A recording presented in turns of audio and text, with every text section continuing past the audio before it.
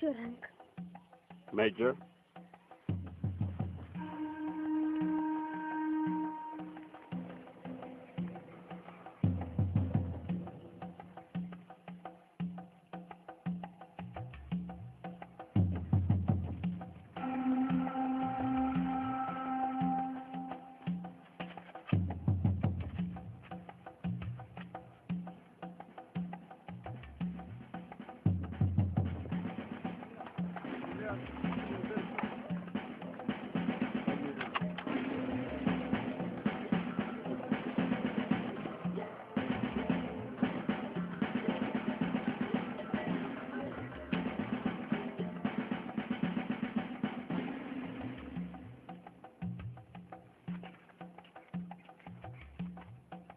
Major Kalusha of the UN Zambian Battalion. We have people at the church. Please don't approach it. They are only civilians. There may be a few arms in there and people could get hurt. Now, once you have arrived, we can negotiate the surrender of the arms. You should disarm them. We can't allow people to be armed. We must have security. What are they going to use guns for? To shoot, of course. And then, what will you do? We have the contingent around the church. They are only civilians, the families and children. And for your information, they think you're going to kill them. I'm told they are Hutu taking refuge inside. They are at home, but they have 2 days to return to their houses. If not, there must be a reason.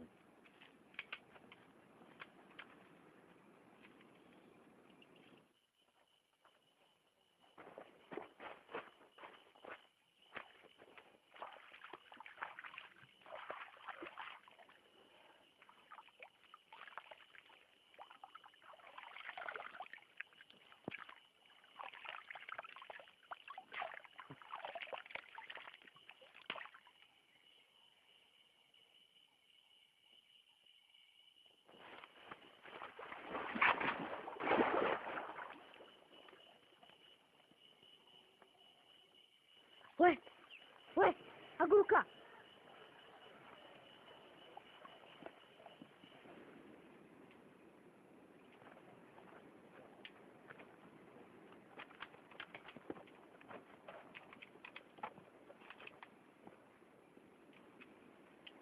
Afande.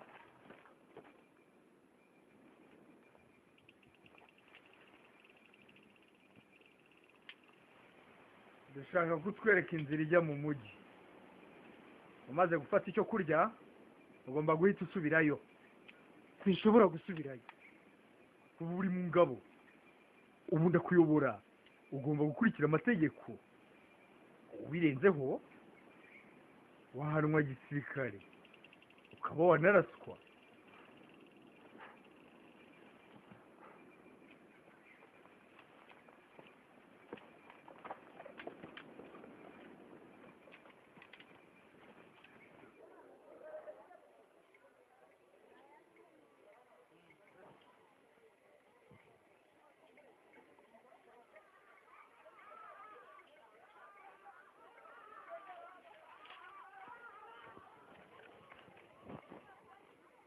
Where Tutsis live.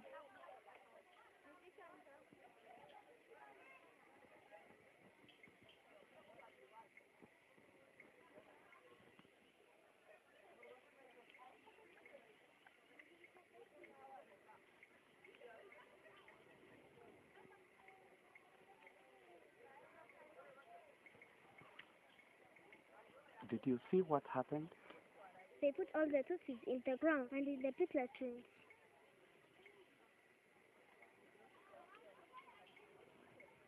Did you know them? My friend Eten is there with his whole family. If he was your friend, don't you miss him? No, he belongs in a pit latrine. It's natural. He was a Tutsi.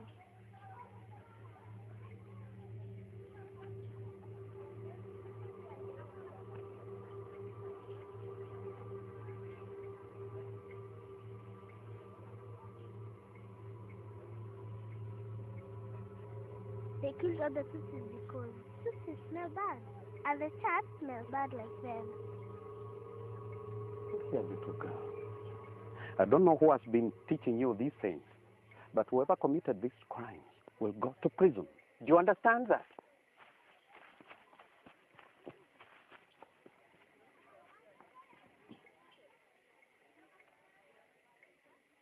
twizere imana rurema yadukije icyago cy'urupfu ikomeze kandi kuturinda umwanzi shitani mu ngo zacu tutibagiwe ko ikiremwa muntu gifite ubushobozi bwo guhashya. umuntu wese wishe azapfa.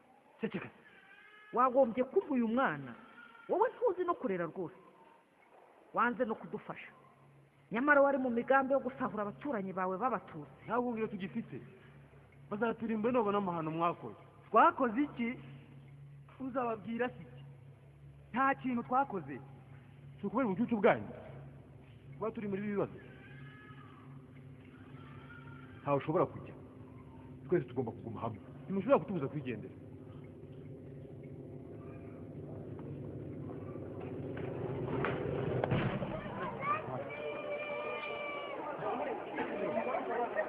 nimusigeho mw'abantu mwe nimusigeho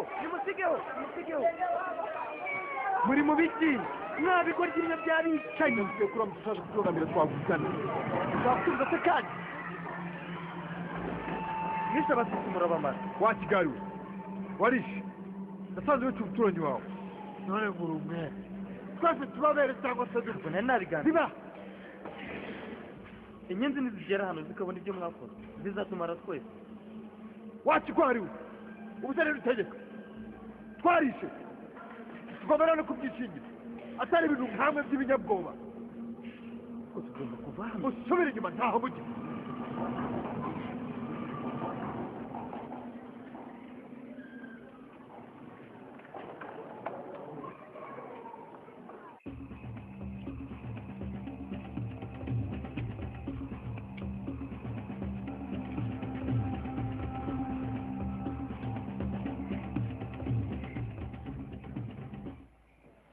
ndumva ntari hamwe pari umunuko w'abaguye hano uracyamurikira no guhumeka bya mbere y'ikibazo ese ubu turacyakurikiye hano koko niba turi abapfa basi tugwe hano tugomba guhunga njye ngomba guhunga iri joro ndetse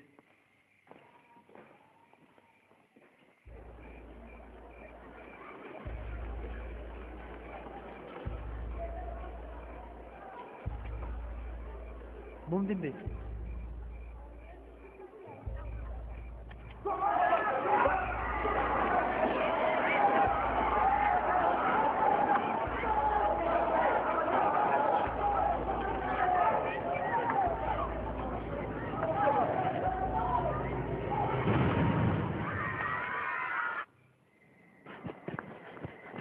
Turn those lights on and turn them on the church. Piri, Magumbane, on the double.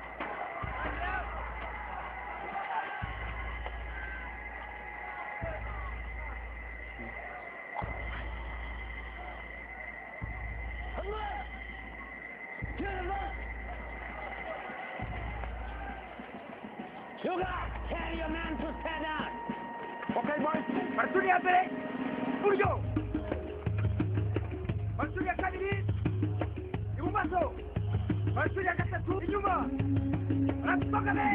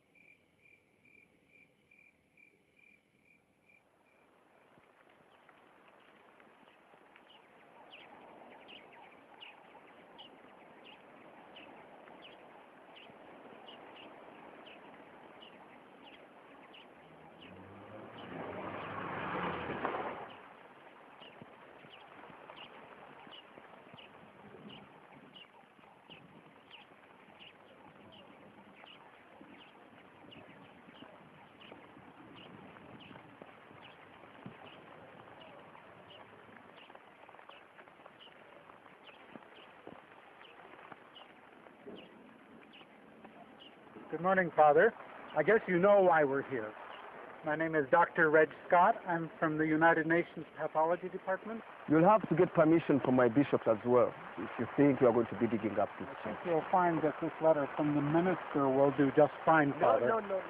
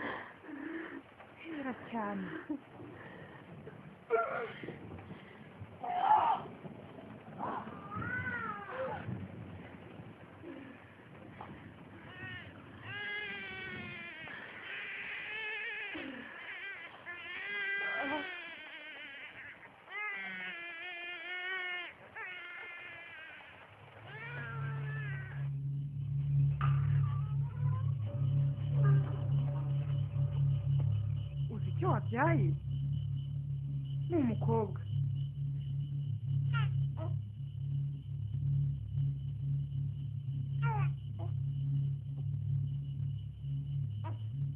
igizayo urwo ruhinja si umwana wanjye. ese wabwije ukuri uwo batisita wawe aho ukwiye kumubwiza ukuri kuri padiri. batista ubu yabaye umusirikare, umusozi yakora icyo aramutse abimenye. ubu yagombye kuba ari umwana wacu. none ubu umujinya waramurenze, ntashobora no kundeba cyangwa ngo ankoreho. uretse n'uyu mwana sinzi niba azangarukira.